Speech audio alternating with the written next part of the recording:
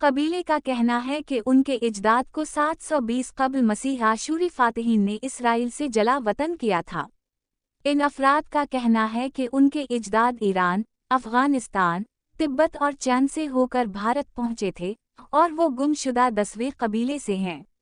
बरखिलाफ भारतीय बाशिंदों के, वो भी यहूदियों की तरह खतना करवाते रहे और यहूदी रसूमात को अपनाए रहे। ताहम 19वीं सदी में ईसाई मुबल्लिगीन की तबलीग के नतीजे में उनमें से कुछ लोगों ने ईसाई मज़हब इख्तियार कर लिया।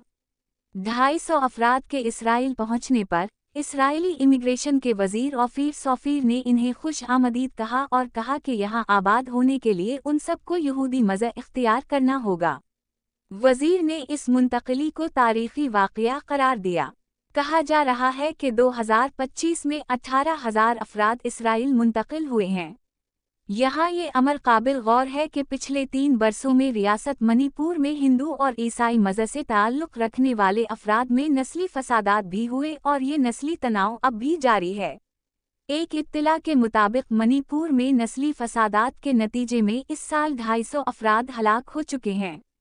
ये फसादात अक्सरियती हिंदू मीती और ईसाई को की कबाइली बरादरियों में हुआ।